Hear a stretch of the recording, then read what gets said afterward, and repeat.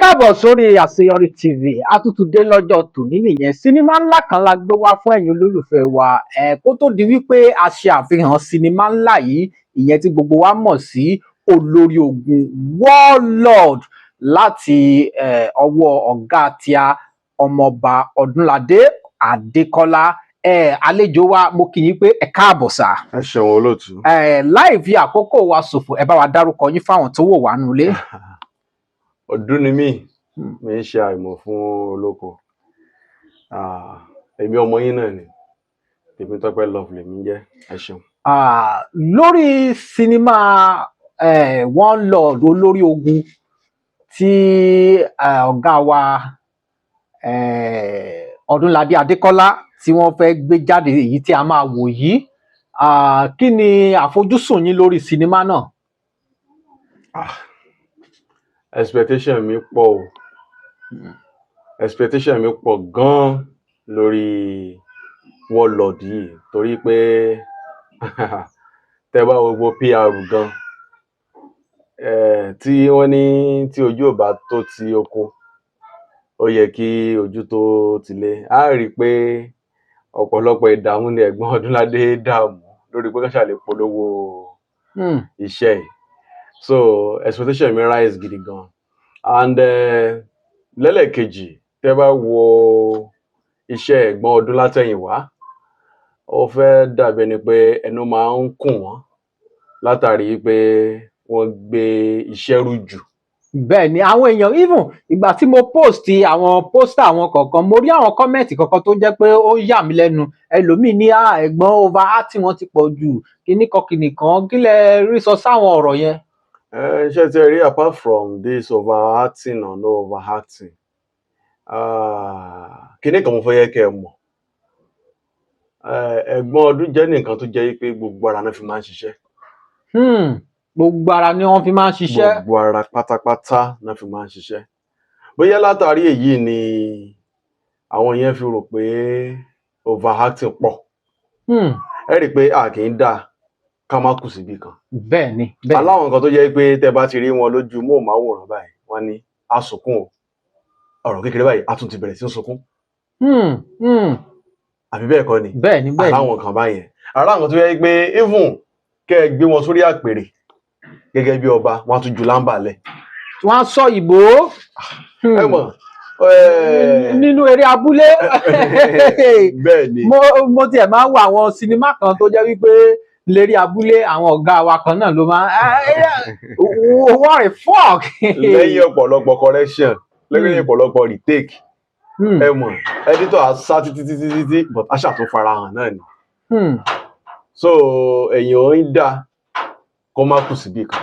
Èèyàn ń dá kó má kù síbì kan. So èmi ò rí overacting yẹn gẹ́gẹ́ bí issue tẹ́yìn bá pè ní overacting, but èmi nírìí pé tá a bá sọ pé ẹ̀gbọ́n ọdún overact,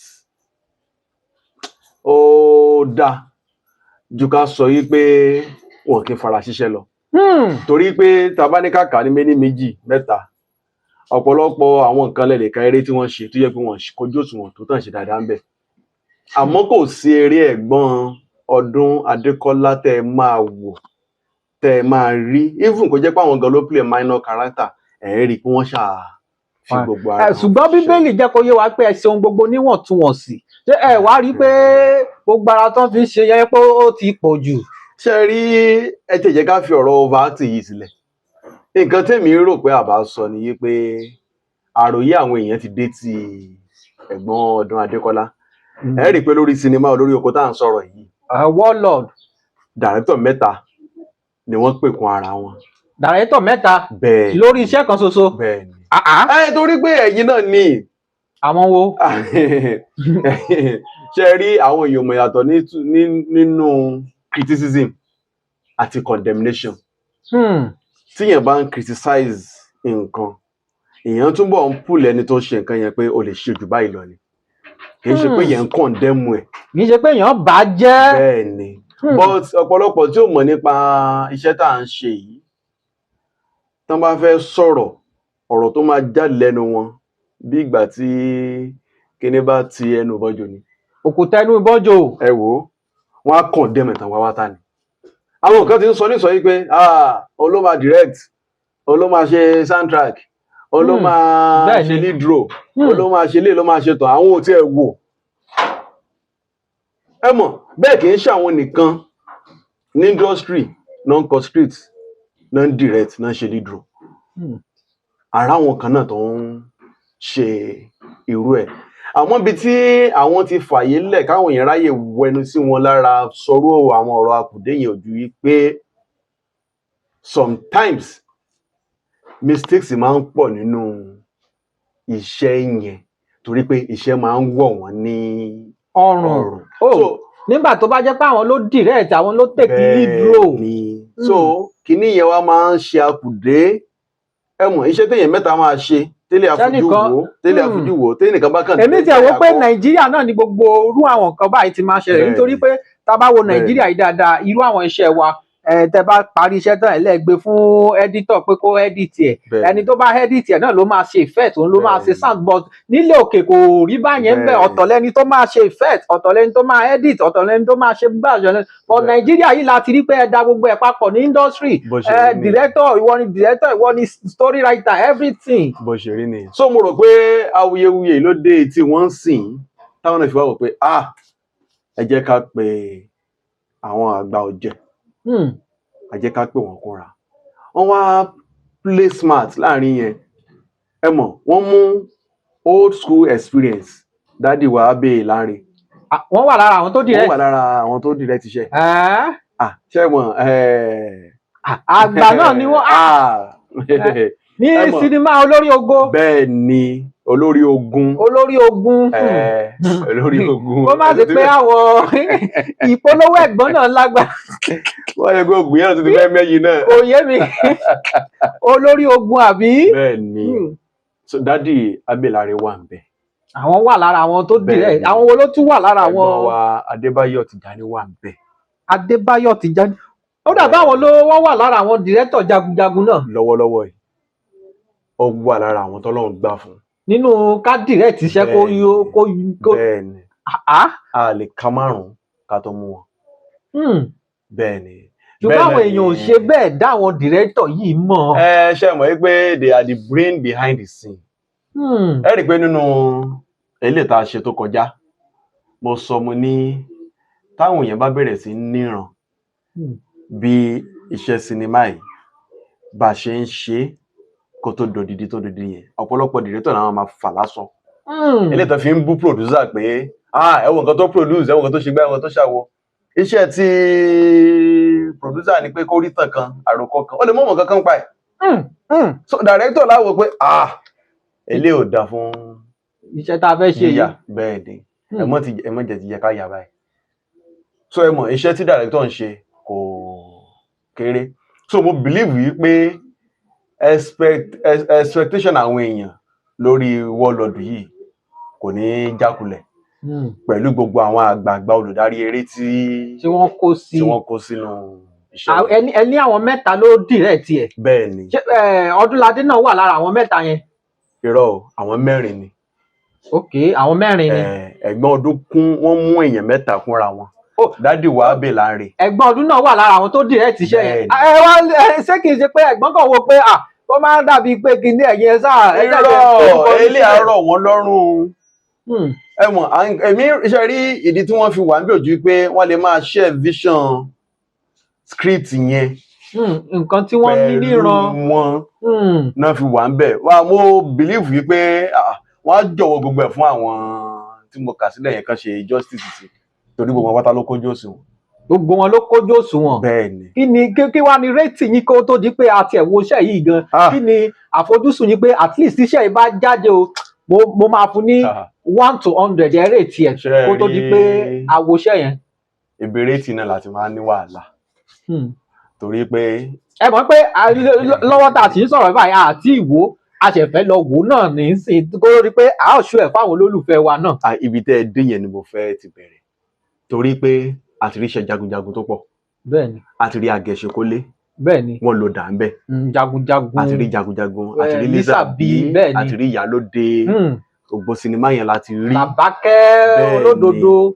Tí wọ́n ti jà tán ti lo nǹkan ìjà props oríṣiríṣi tán fi jagun so mo ń expect yìí pé kí wọ́n bring all those experience into box kán wá wò pé ọ̀yá eléyìí ó mẹ́yẹ nínú sinimá eléyìí mẹ́yẹ ọ̀yá ẹ jẹ́ ká lo àwọn ìrírí iṣẹ́ yìí ẹ mọ̀ àwọn ibi tó mẹ́yẹ nínú iṣẹ́ yẹn kán fi correct ẹ̀ nínú jagunjagun because èmi personally I don't want to see the same form of war nínú olórí ogun yìí pé ká tún rí nǹkan kankan tó tún máa yàtọ̀ sí gbé wa débẹ̀ ju nǹkan tí a ti ń wò tẹ́lẹ̀ torí nǹkan tá a ti rí tẹ́lẹ̀ náà ni ẹ rí i pé gbogbo àwọn sinimá tàkà sílẹ̀ yẹn gbogbo àwọn ló jọra wọn bí ogun bí ìjà náà ni so ilé tó wá jẹ́ olórí ogun ìdí tó fi jẹ́ olórí ogun yẹn gangan mo fẹ́ wò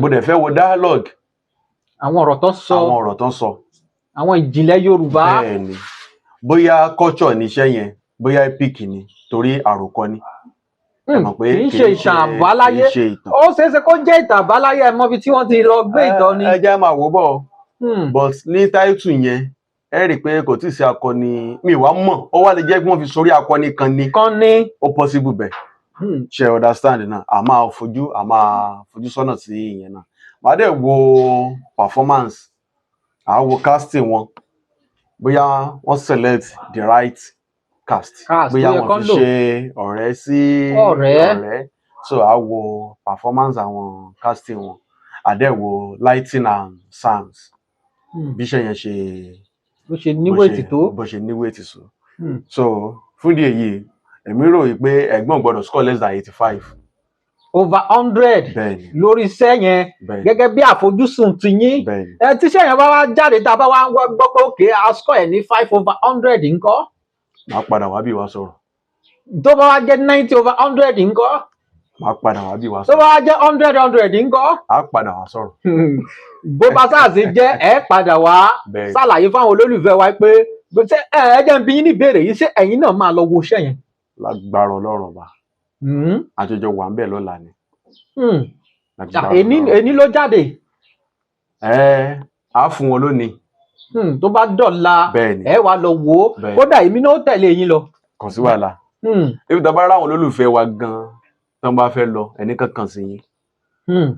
bẹ́ẹ̀ni. ẹ tún sanwó tíkẹ́ẹ̀tì wọn bí èèyàn mélòó ni nítorí pé ọ̀pọ̀ èèyàn ló ń wò wá báyìí. èèyàn 5 ti dá.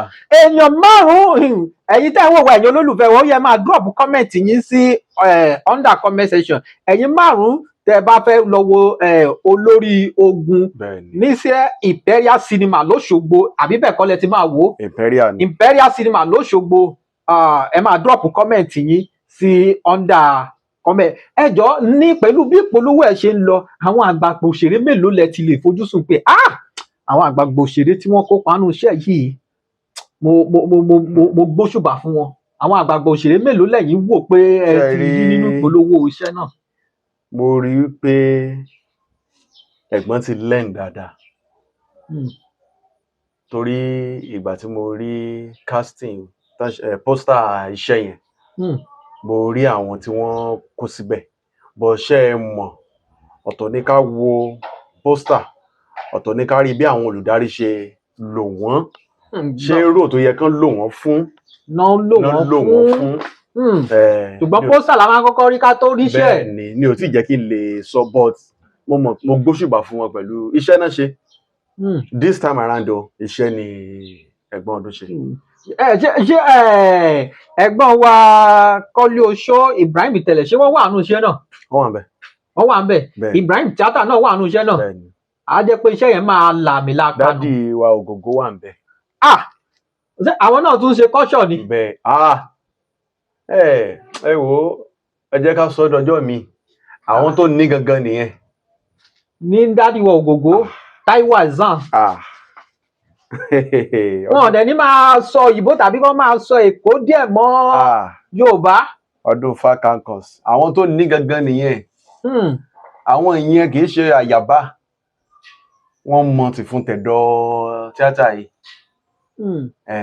bẹ́ẹ̀ ni so experience àwọn cast wọn yẹn mo rò pé wọ́n máa count lórí iṣẹ́ yìí so bá kàn rọ àwọn èèyàn wa kan jáde kan lọ wò ó ṣe rí tá a bá ń ṣe honest review lórí ètò yìí kì í ṣe pé mo sọ kinní kan, criticism is not condemnation, bẹ́ẹ̀ni but àwọn èèyàn tó bá ti lè nífẹ̀ẹ́ sí òṣèré kan wọn ì fẹ́ rí àìdá ẹ̀, wọn ì fẹ́ rí àṣìṣe ẹ̀. Meanwhile kò dẹ̀ kan literary review ṣe nǹkan tá à ń ṣe, òótọ́ ọ̀rọ̀ ní ká máa sọ ohun jáde. bẹ́ẹ̀ni Ẹ ti understand now. So mo fẹ́ jẹ́ káwọn èèyàn wá máa fi òótọ́ ọnú kan yọ ti pé bóyá mo like ẹ̀ favourite mi ni kan yọ ọ́ kúrò. Ẹ ti understand now. So lórí eléyìí kan wá fi hatred àtẹ̀yìnwá pé àbí disappointment tán ti rí látẹ̀yìnwá pé àwọn aṣọ lọ fi adúrò owó yẹn wo movie táwọn ò ní bá nǹkan kan bọ̀ ibẹ̀. Nítorí eléyìí tẹ́ ẹ sọ yìí pé nítorí ọ̀pọ̀lọpọ̀ ló ti sọ wípé ní tiẹ̀ nílọ máa lọ kíní kan, òun ni mo ṣe gbé yín wá sórí ètò pé a tún máa padà wá láti wá sọ̀rọ̀ nípa sinimá o, nítorí pé àwọn olólùfẹ́ mi mo fẹ́ fún wọn ní the best, àwọn nǹkan tó dáa, àwọn sinimá tó dáa làwọn olólùfẹ́ mi náà máa ṣe kíni náà máa wò, lè jẹ́ kán ṣe kíni kán máa complain. So lẹ́yìn ìgbà tí a bá ti wo sinimá náà tán a tún wá sórí ètò láti wá ṣàlàyé yànyàn náà sinimá náà bó ṣe rí àti bó ṣe lọ. Mo wá fẹ́ béèrè kankan lọ́wọ́ yín, ó ṣeé ṣe kẹ́ ẹ nímọ̀ nípa kíní tí mo fẹ́ béèrè yìí, nítorí pé gẹ́gẹ́ bí ẹ ṣe jẹ́ director, mo wo sinimá kan ní sinimá náà ni, ṣùgbọ́n mo wá wo àwọn nǹkan kan, mi ì fẹ́ dárúkọ sinimá náà. Àwọn bàbá wa, àwọn bíi Lálùdé, Abìjà, àwọn bàbá wo olóògùn tí wọ́n máa ń ṣeré olóògùn, kí ló dé tí wọn kì í sábà lò wọ́n ní sinimá? Nítorí sinimá ò mo rí ibi tí Bọ̀dá Ọdún ti ń ṣe babaláwo táwọn bàbá wa ó sì wà ń bẹ̀. Ṣé ká ní pé ẹ fẹ́ lò wọ́n nínú sinimá ni àbí kí nìdí tí wọ́n kì í fi lo àwọn bàbá yìí sí rò wọn tó jẹ́ wípé wọ́n lè fi Lateef ṣe babaláwo instead tán fi máa mú àwọn bàbá yẹn. Ṣe rí ọ̀rọ̀ ńlá lẹ bèrè yìí o, ọ̀rọ̀ tó yẹ pé ó yẹ ká lọ ra mú abala ètò kan ká dojú ẹ̀ kọ ni, torí pé iṣẹ́ sinimá ó yàtọ̀ sí Netflix, ó yàtọ̀ sí ti YouTube. Ẹ̀yin olólùfẹ́ wa ẹ máa gbọ́ o. Ó yàtọ̀ sí ti African Magic. Nítorí àwọn olólùfẹ́ wa ti máa wò pé at least Lálùdé ló yẹ kó ṣe bí, Lápẹ̀ni ló yẹ kó wà ń bí. Bẹ́ẹ̀ni, ṣe rí requirement àwọn tá à ń sọ̀rọ̀ nípa yìí, sinimá, Netflix ọ̀tọ̀ọ̀tọ̀ ni. Ẹ rí i pé Ọlọ́run ló gbà wá lọ́wọ́ àwọn mákẹ́tà. Àwọn jẹgúdújẹrá nígbà kan rí. Alọ́kọ́ ló ń kígbe. Ó yẹ kí wọ́n sọ pé bẹ́ẹ̀ bá lo orúfẹ́ òṣèré báyìí. Àwọn mákẹ́tà wọ́n tiẹ̀ balẹ̀ ayé jẹ́ nígbà náà. Àwọn ló lé mi kúrò ní industry kó tó di pé mo bẹ̀rẹ̀ sí ní ṣe ètò. Wọ́n burú gan-an, kódà yìí lè ṣàdúrà fún wọn láyé. A sì ń bọ̀ lórí àwọn mákẹ́tà yẹn ọ̀bọ̀ kì í ṣe ní a máa mú odidi ọjọ́ kan láti lè fi sọ̀rọ̀ lórí àwọn mákẹ́tà òfòun. Bẹ́ẹ̀ni, ẹ rí i pé Ọlọ́run ló gbà wá lọ́wọ́ wọn. Bẹ́ẹ̀ni. Ọ̀pọ̀lọpọ̀ YouTube. So bẹ́ẹ̀ náà ni ọ̀rọ̀ sinimá ṣe jẹ́. Ẹ rí i pé ìràwọ̀ kò sí kékeré ìràwọ̀ bá ṣe máa ń sọ, bọ̀ ìràwọ̀ ju ìràwọ̀ lọ.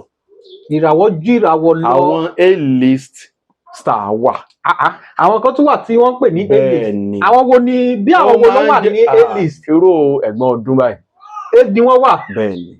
Irú màmá wa Ṣọlá Ṣóbọ̀wálé. Bẹ́ẹ̀ni. Ṣé màmá náà ti.